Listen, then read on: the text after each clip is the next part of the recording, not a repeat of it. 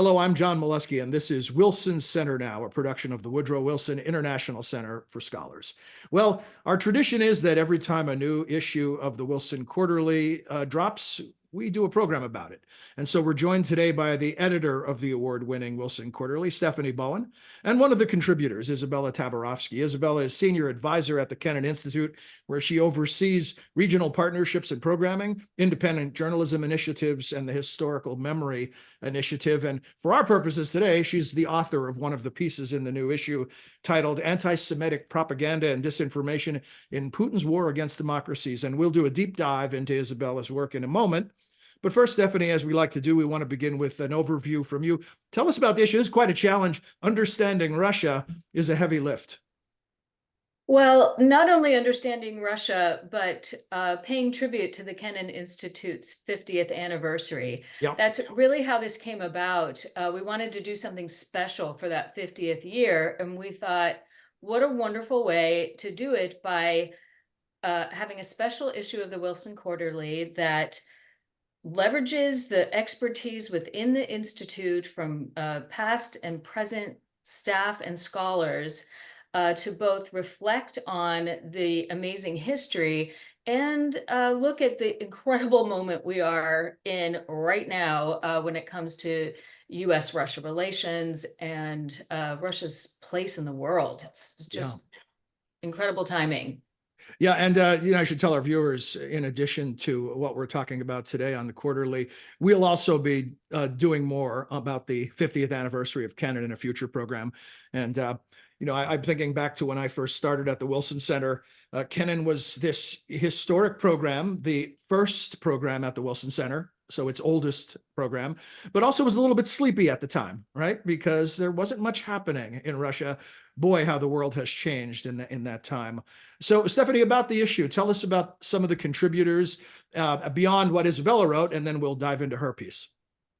Yeah, there's just really some amazing pieces and contributors. We got four past directors of the Kennan Institute to contribute. They look back on their tenures. The current director of the Kennan Institute, Will Pomerantz, he really frames the issue quite well.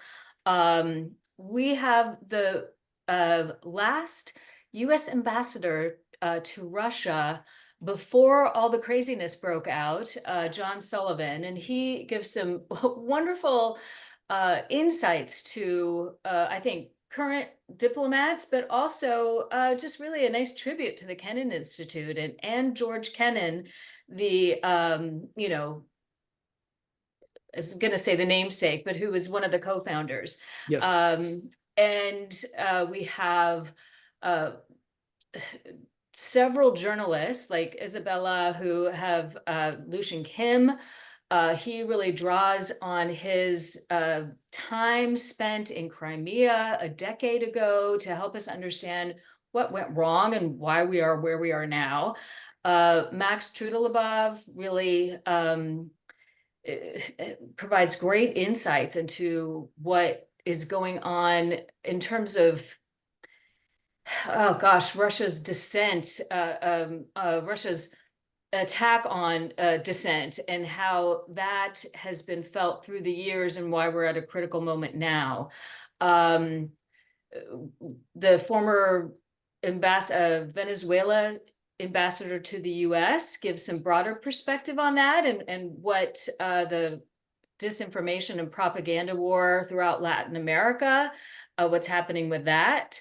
We also have, we talked to the Clint Williamson, who is involved, who is overseeing the investigation into war crimes in Ukraine, to find out what's going on there now, what the latest update is, and how things will be moving forward in order to try and hold Russia and Putin accountable for some of these war crimes.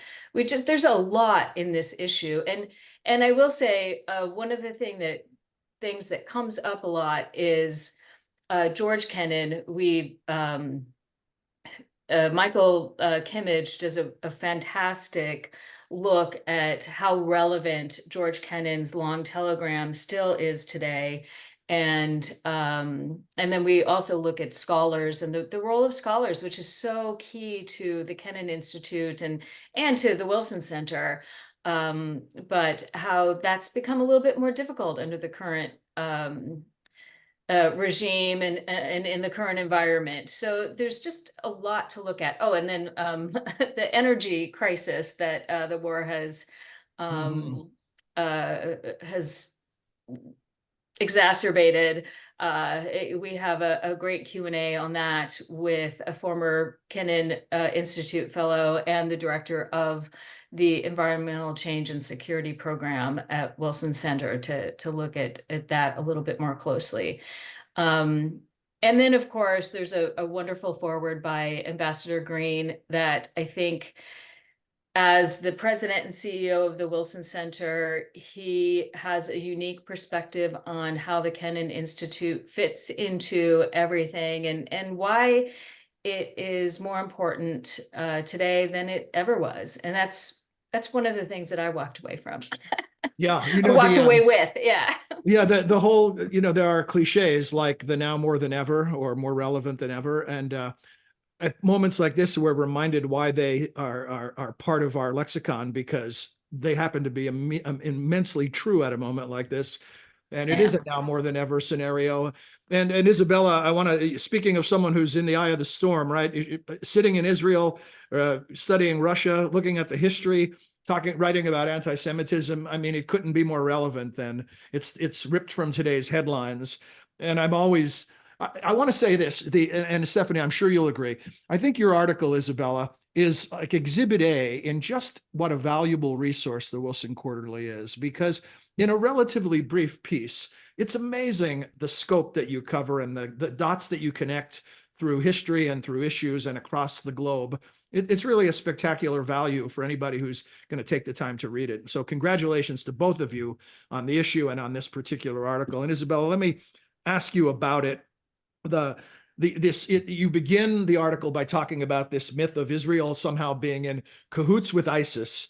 And the statement in there is, those who follow the ebbs, flows, and transformations of global anti-Semitism know that this variation on classic anti-Semitic conspiracy theory fits seamlessly with other paranoid fantasies about Jewish power and perfidy. And one thing I'm struck by as I read those words is that, unfortunately, this isn't limited to Russia. Well, that's exactly right. And we're, of course, seeing the resurgence of anti-Semitism right now. Unfortunately, in the US, we're seeing it all over the world. And so much of it, a lot of times it's couched in different terms. And in my piece, I talk about how you have people on the far right talking about Jewish power, and you have people on the far left doing the same, but they couch it in different terms. But the foundations are the same. The foundations go back, the tropes, the kind of the myths of the Protocols of the Elders of Zion, which happen to actually have come out of Russia. It's kind of the ultimate book of conspiracy theory, probably one of the most best-selling books around the world throughout the past century or more since it was first produced. And it keeps kind of evolving and being used by different groups to speak of this myth of Jewish power and the idea that Jews manipulate the world behind the scenes. Is that history, in a nutshell, the reason why anti-Semitism is ingrained in Russian public discourse and in its international messaging? Well, I think there are multiple factors here. Certainly, it's very much ingrained in Russian public discourse in general, but it is also something that can be manipulated and used for political purposes and weaponized for political purposes. So you can artificially inflate it. It doesn't have to be there. It's not, it's not definition, kind of by definition, it doesn't have to be there, a priori.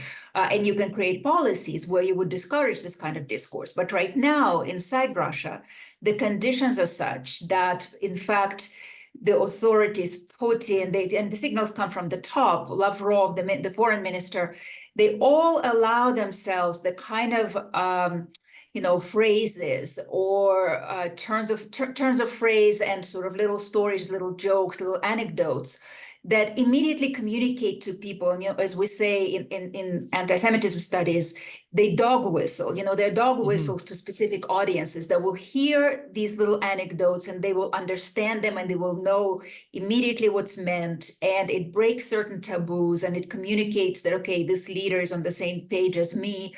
And it instills a certain kind of, perspective of conspiracy theory that, there's somebody manipulating. I'm not in power here. There are some dark forces manipulating the politics in our country, and no wonder everything is looking so terrible. You talk about it in the article, but for those who haven't read it yet, explain this contradiction in logic. You talk about the dog whistles. We've heard certainly a lot of those in slanders toward Zelensky's Jewish heritage. And yet, Russia's main stated motivation for launching the attack is denazification of Ukraine. And if you're looking at this logically, those things can't live in the same space. Right. Well, it's interesting. What's interesting about this is that anti-Semitism conceptually permits the use of these contradictory ideas. So depending on who you are, like we have historically, there were groups that said that Jews were behind the Bolshevik Revolution. And at the same time, there were groups inside the USSR who associated Jews with capitalism. So Bolsheviks and capitalists on the opposite ends, and yet it's like Jews are both. At other periods, Jews were called radical nationalists, and at the same time, and this is in Stalin's time, they were called cosmopolitans, ruthless cosmopolitans. So here you have another seeming contradiction, which again, in the anti-Semitic imagination, is not really a contradiction. And we hear Lavrov say it. Well, okay, Zelensky is Jewish, but it doesn't mean that he can't also be a Nazi. And then he uses an anti-Semitic myth that claims that Hitler was actually Jewish. So it's not for it again in the kind of and the world of anti-Semitic conspiracy theory. It all can work anyway. Whereas for in the normal world, it seems like a contradiction. In the altered consciousness of anti-Semitic conspiracy theory, it all works together. Yeah, conspiracy theories aren't about rationality, right? And these conspiracy theories almost rise to the level of myth. They're the power of myth. Because they're so ancient and because they're so persistent. So I don't want to hog all the questioning. I have so many more for you, but I want to turn it over to Stephanie so she can ask you a few questions as well. Thank you. Yeah, I'd like for you to talk a little bit about how Russia has worked with others to foment anti-Semitism and really spread that around other countries and how that has, been part of his arsenal, if you will. Well, yeah, that's a really good question. First of all, there is a very long history to it. Russia used to do this during the Cold War, and that's when it actually was probably one of the biggest. Scholars of anti-Semitism would say that during the Cold War, Russia was the biggest purveyor of anti-Semitic propaganda internationally. Today, what happens is that after October 7th, Putin saw an opportunity for himself. Before that, there was sort of for a few years, Russia had a good relationship with Israel. And then after October 7th, an opportunity opened for Putin to re-engage with actors that are known for their anti-Semitism, such as Hamas, right? Such as Iran. And he jumped on this opportunity. And so we see Hamas traveling to Moscow, and we see Putin really kind of bonding more and more with Iran. And this is connected to the fact that Russia felt increasingly isolated on the global scene. And this is an opportunity now to create kind of an axis of an anti-Western axis.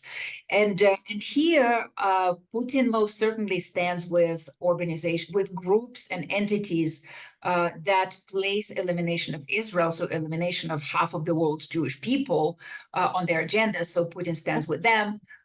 Putin actually never condemned what happened on October 7th, Hamas's attack. So this is, it's the use of, anti-Semitism. Anti-Semitism is often viewed exclusively as prejudice, but it is more than that. It's, and that's what my piece is about, is that it's used as propaganda. It's used to stir trouble in Western societies. I think Deborah Lipstadt talks about it as a scholar of anti-Semitism, and the State Department's envoy, against anti-Semitism, that this is something that authoritarian regimes use to stir trouble in democratic societies. I have another question, if that's okay, John. Absolutely. Okay. So, all yours. you know, it really struck me when I was reading background material, and a lot of the things that you have done, Izabella, are quite scholarly, and there's a lot of scholarly work about this topic. But, you know, what would you say to people that aren't reading the oodles and, you know, like pounds of material that there is out there? What is it that we really should know, and how pervasive is this? Because it's showing up more in social media feeds and on the news right now because of what is going on in the Middle East and across US campuses and other things. But a lot of times it's in the background, and it's been in the background for a long time. So how do you bridge the divide between you know, what's happening and what people see? Look, it's a very difficult moment right now, actually, and I think it's a very complex issue and a complicated issue. And unfortunately, from my observation is that in general, mainstream media is not very well equipped to cover it, and I don't see journalists turning to scholars on this very eagerly. They think that it seems like anti-Semitism is something that people intuitively should understand. But they don't. And a lot of times what people don't understand is that I think a lot of times people believe that anti-Semitism primarily comes in, you know, in the like Nazi or neo-Nazi shape. So that kind of anti-Semitism people get, the purely kind of racist hate. But again, anti-Semitism shows up in so many ways. And for example, anti-Semitism that comes out of the hard left, out of the radical left, looks very different. And this is where it becomes confusing, because people start to think, well, anti-Zionism, anti-Semitism, there is a lot of, some people attempted to say, well, they're very different, but there are a lot of ways in which they intersect. They intersect in that kind of, in the demonization of Jews and everything associated with Jews, including the Jewish state, including Israel, including the ideology of Zionism. And it's really important here to speak to scholars, to people who study it and understand it, because sometimes the word Zionist is used as a code word for Jew, and we really need to learn it and to understand it in order to understand the current events. I want to dig a little deeper on this topic that Stephanie just raised with her question, and you know, this notion of not fully understanding things. I mean, we live in, particularly in the United States, we're almost an ahistorical culture. You know, history for us is 5 years ago. And so things that you touch in the article, like the Operation Panda and Russia's export of anti-Semitism dating back to the 70s, the 1975 UN resolution equating Zionism with racism is another example. And then you even quote David Duke, a former presidential candidate here in the United States, and make the point that, you know, for American and European neo-Nazis and white supremacists, they've long admired Russia as this last bastion of white supremacy. So if you could provide us with some of that historical context that is really lost in the contemporary discussions, where, you know, the most we do in the press often is make sort of broad statements like another Hitler, you know, these allusions to history, but we don't really dig deep into it. Right. Well, I'm always amazed, you know, when I tell people that a lot of the rhetoric we're hearing today actually originates in Cold War propaganda. People say, well, that was so long ago. And I think to myself, well, that was not that long ago. I mean, I remember it, you know, it's like, I'm not that ancient, you know, it's like 50 years ago, 30, 40 years ago. It's not that long ago.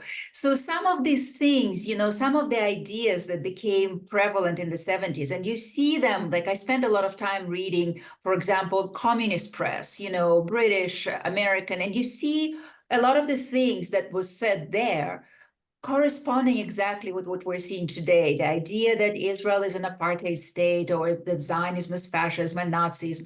I know that it comes out of Soviet propaganda because I have studied it. Mm-hmm. And there is it's absolutely clear to me that there is a line of transmission. You know, I think when people often fail to understand it, but if I tell somebody, well, look, the neo-Nazis today use the language that was invented by Hitler, right? That was invented in Nazi Germany. That seems like a completely natural idea. People understand it. It makes sense to them. And that's why it's precisely why the neo-Nazi language is so dangerous. But if you say that some of the language in the radical left comes from, from the Soviet Union, from the communist propaganda, people have a hard time understanding it. And yet that transition is there. And by the way, the Soviet Union ended only 30 years ago. Nazi Germany ended almost 80 years ago. So there's nothing strange about there being kind of lines of dissent. I'm going to tag team over to my partner here. Stephanie, back to you. Yeah, one of the things that I recognize that we're at a pretty important moment right now when it comes to anti-Semitism, given the Hamas-Israeli conflict and what has sprouted from that. I mean, what should we be doing? What should Western leaders and policymakers and the media be doing to try to get some sort of control over the spread of anti-Semitism and propaganda? Well, look, if I had the answer to this question, we would have had it solved a long time ago. Look, I think that there are many things that can and should be done. I think that one of the really important components here is education. Again, a lot of people simply don't understand certain aspects of anti-Semitism. So I call on journalists who may be watching us to speak to scholars who actually have studied not only Nazi anti-Semitism, but also kind of left-wing anti-Semitism. It looks different. It presents itself differently. I think that the IRA definition of anti-Semitism is very, very important. It's the most widely adopted definition. It's adopted by State Department already, by the Department of Education. It very much helps organizations to deal with these issues. And as I say in the article, I think that overall, I think we need to change some things in the way we approach our education. I think that we've gotten accustomed to having the United States be viewed as the guilty party and everything. I think it will be good for us to talk a little bit about what great things the United States has done. Specifically, as a former Soviet citizen, I can say that I think America has always been a beacon of hope to all of us. It's won the cause of freedom during the Cold War. I'm not embarrassed to say that. I think more of us need to be saying that, and more of us need to be proud of what America stands for. Stephanie, you went to the billion-dollar question about what can be done, right? I mean, it's I have to say, when I do interviews like this and we talk about some of these really complex, ingrained problems, I feel a little guilty when I ask our guests, what can we do? But it has to be asked. And one of the things that is really eye-opening in the article is, and I can't remember who it is you quote, but one of the people you talk to makes the point that we haven't thought about our educational system as a strategic asset. I'd never really thought of it in those terms, and that's just the point you were making now. Can you expand on that a little bit and what that means? Yes, well, this is exactly this. My interviewee was talking about Judith Barsky, was talking about it in the context of the investments that, or the financing from Qatar that has become part of national news quite a bit in the last several months. There are reports. There is a report that I quote in the piece that talks about the unreported money that has flown from authoritarian regimes, in particular Middle Eastern regimes, and in particular Qatar, to American campuses. And the report finds that there is a statistical that it's not a causation, but you have a correlation between the amount of money that a campus get, or that kind of money that the campus got, and anti-Semitism on that campus. And then the report also shows that this kind of the incidence of anti-Semitism on campuses also forward predicts overall incidence of anti-Semitism in society. So this is really, I think this is what Judith was talking about, that we have allowed this kind of money to flow into our education system because we haven't thought about our education as something that's really our strategic asset. And when we don't see it, while we don't see it, others see it, and they put the money in because they hope to get something out of it. And that's definitely something we need to be thinking very, very carefully about. You know, you alluded to it, but before we end, I do want to also get back to this notion that Russia is not in this alone, and their campaign to destabilize Western democracies is it's not a solo act, right? And Iran and now China is a new player coming to the table. And there's, I think I'm trying to find my notes on this, but you write something in the piece about an uptick in anti-Semitism in Chinese social media. Can you talk about this as a more of a global phenomenon beyond Russia?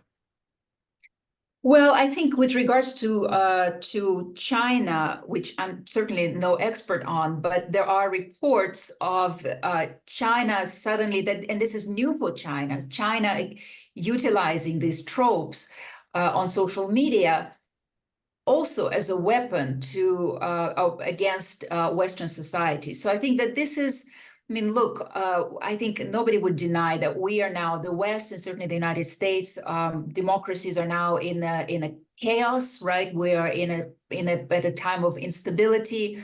We have riots and protests, and when authoritarian regimes see like that, I mean, look, Deborah Lipstadt always says that, and you know, I would agree with it 100%, that authoritarian regimes can't really create these kinds of deep-seated problems. The problems have to be there for them to come in and kind of widen the cracks and create more chaos, intensify the conflicts.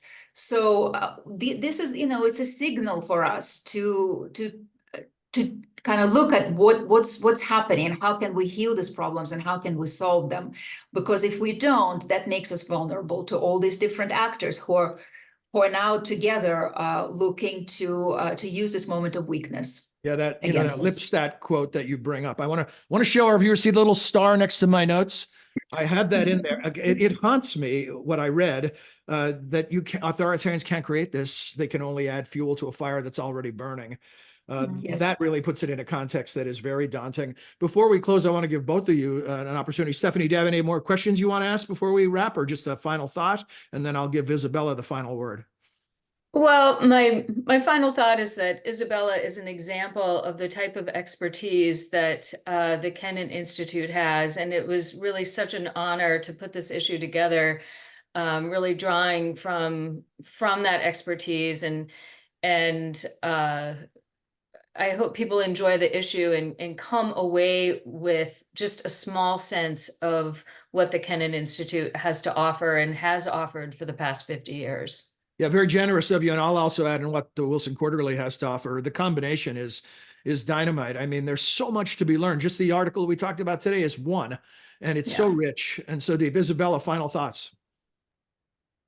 I want to say that I think it's important to understand that when we see the explosion of anti-Semitism, that it's not only against Jews, it's not only Jews who are in danger. When this kind of rhetoric and conspiracy mongering takes hold in a society, it creates opportunities. It opens the door for creating the same kind of hostile environment against other minorities. And once again, I want to underscore that it undermines our democracy. And that's, you know, this is where anti-Semitism becomes a threat to national stability. This is Deborah Lipstadt's main point, and I want to finish on it because I think it's so crucial. It really becomes a national issue that we all need to be looking at and trying to solve. Thank you, Izabella. Stephanie, that was our final word on content, but I do want to do a plug. You know, when I promote the WQ, I feel like I'm a salesman, but the reality is we're giving it away. We're not selling anything. And I truly believe in the value of the publication. Can you tell those who may not be familiar how they can read the WQ and even subscribe? Yeah, you can subscribe at wilsonquarterly.com. Our issues come out 4 times a year. And we do send out the occasional email, but we do not spam our subscribers. And yeah, it's a complimentary service of the Wilson Center, and I hope that you enjoy it. And you'll learn a lot from it. Izabella Tobarovsky, Stephanie Bowen, thank you very much for all your work, your ongoing work, but also for joining us today. Thank you. We hope you enjoyed this edition of Wilson Center Now, that you'll join us again, and you'll also read the Wilson Quarterly. Until then, for all of us at the Center, I'm John Molesky. Thanks for your time and interest.